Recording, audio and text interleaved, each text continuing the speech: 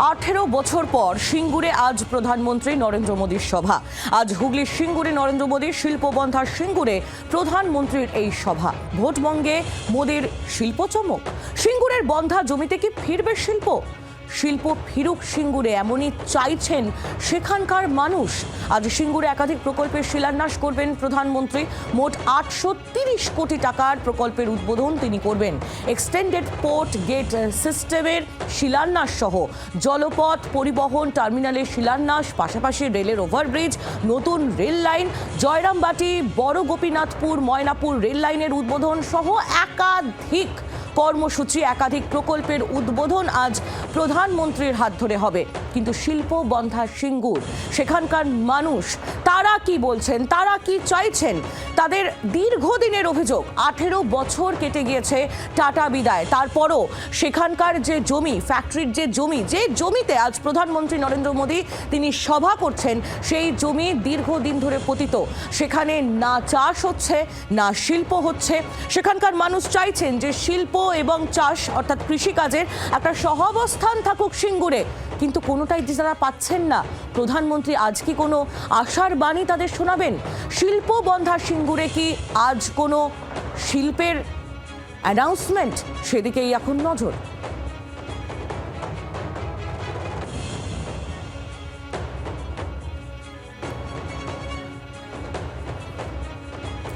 কথা বলবো, আমাদের দুই প্রতিনিধি রয়েছেন আমাদের সঙ্গে। আমাদের প্রতিনিধি কমলাক্ষ ভট্টাচার্য রয়েছেন আমাদের সঙ্গে এবং রয়েছেন আমাদের প্রতিনিধি পিয়ালি মিত্র। আমি শুরুতেই কমলাক্ষর কাছে যাব। কমলাক্ষ, আমরা জানি যে 18 বছর আগে টাটা বিদায় হয়েছে সিঙ্গুর থেকে, কিন্তু এই সিঙ্গুর রাজ্যের পালা বদল দেখেছে, পালা বদল করিয়েছে বলা যায়। সেই সিঙ্গুরে আজ প্রধানমন্ত্রী নরেন্দ্র মোদী তিনি আসছেন। সব মিলিয়ে ভোটবঙ্গে ফের প্রাসঙ্গিক হয়ে উঠছে সিঙ্গুর। আর এই সিঙ্গুরের ইতিহাসটা, কেন সিঙ্গুর প্রাসঙ্গিক, সেটা যদি তুমি একটু জানাও আমাদের দর্শকদের।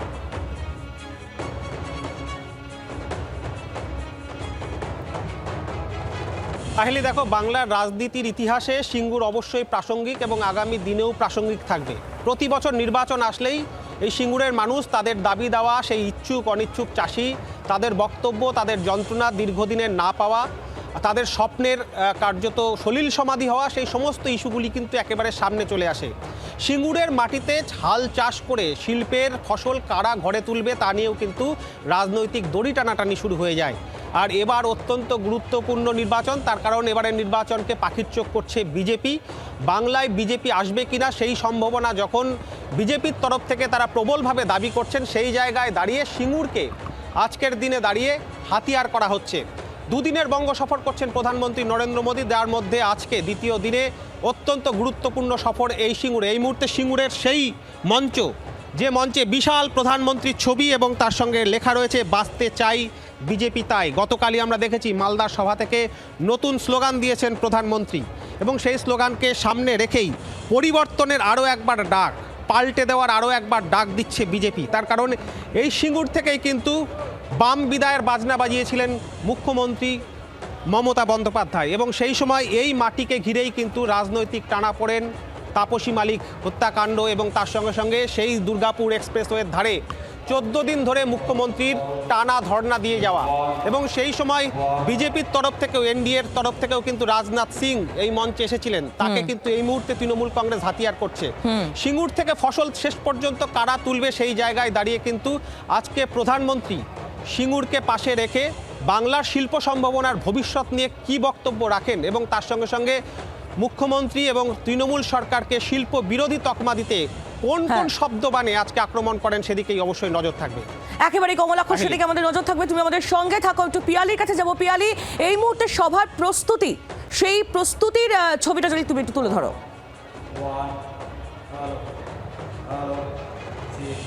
একেবারে দেখো, তুঙ্গে বলা যেতে পারে প্রস্তুতি। একদিকে যেরকম নিরাপত্তার ছবিটা আমরা দেখতে পাচ্ছি, বিভিন্ন যারা এসপিজি ইতিমধ্যেই তুমি জানো যে 3 দিন আগেই চলে আসেন এবং এসপিজির যারা অফিসাররা তারা চলে এসছেন মঞ্চ সহ চারপাশে নিজের নিরাপত্তা। এর পাশেই সরকারি যে মঞ্চ, সেই সমস্ত জায়গায় তারা নিরাপত্তা যেরকম খতিয়ে দিচ্ছেন। জেলা পুলিশের প্রচুর ফোর্স রয়েছে এবং একটু মঞ্চের আশপাশের অর্থাৎ যে সভাস্থল সেখানকার ছবিটা দেখাবো যে ইতিমধ্যেই কিন্তু প্রচুর মানুষজন তারা আসতে শুরু করেছেন এবং দুপুর ঠিক একেবারে 3:45 অফিসিয়াল যে টাইম 3:45 নাগাদ এই মঞ্চে এসে বক্তব্য রাখার কথা রয়েছে প্রধানমন্ত্রী নরেন্দ্র মোদী এবং তিনি আজকের এই সিঙ্গুরের সভা থেকে কি বার্তা দেন সেদিকে সকলের নজর এবং সেই উৎসাহ নিয়েই কিন্তু প্রচুর মানুষজন আমরা দেখতে পাচ্ছি যে ইন্ডিয়ান ফ্ল্যাগ সেগুলো দিয়ে সাজানো রয়েছে মঞ্চ এবং একেবারে দূরেই প্রধানমন্ত্রীর বড় ছবি লাগানো হয়েছে এবং গোটা মঞ্চটাকে পুরো সভাস্থলকে সাজিয়ে তোলা হয়েছে এবং আলাদা আলাদা লেয়ারে যারা একেবারে কর্মীরা আসবেন তাদের জন্য বন্দোবস্ত করা হয়েছে এবং নিরাপত্তার যে ঘেরাটোপ সেটাও যথেষ্ট আঁটোসাঁটো এবং সকলেরই কিন্তু নজর রয়েছে আজকের এই সভাস্থল থেকে প্রধানমন্ত্রী নরেন্দ্র মোদী কী বক্তব্য রাখেন তার কারণ যেটা কমলাক্ষ উল্লেখ করছিল যে 18 বছর আগে এই জায়গা থেকেই কিন্তু টাটারা তারা সিঙ্গুরে যে প্রকল্প করবে বলে সিদ্ধান্ত নিয়েছিল লাগাতার বিক্ষোভের জেরে সেখান থেকে চলে যেতে তারা বাধ্য হয় ফলে এই যে রাজ্য সরকার তৃণমূলের সরকার তারা শিল্প বিরোধী একদিকে সেই বার্তায় যেরকম তার বক্তব্যে উঠে আসবে বলে মনে করা হচ্ছে বিধানসভা নির্বাচনের প্রাক্কালে তার পাশাপাশি শিল্পের বিভিন্ন একেবারে যে উন্নয়নমূলক প্রকল্প তিনি ঘোষণা করতে পারেন বলেও কিন্তু মনে করা হচ্ছে সব মিলিয়ে একদিকে পাশেই হচ্ছে সরকারি প্রকল্প যেখান থেকে তিনি উদ্বোধন করবে 830 কোটি টাকার প্রকল্পের উদ্বোধন করার কথা রয়েছে একই সঙ্গে তার পাশেই এই যে সভাস্থল সেখানে দাঁড়িয়ে প্রধানমন্ত্রী নরেন্দ্র মোদী কি বার্তা তিনি দেন সেদিকে আমাদের সকলের নজর থাকবে। কমলাক্ষ, পিয়ালি, তোমরাও নজর রাখো। ধন্যবাদ তোমাদের।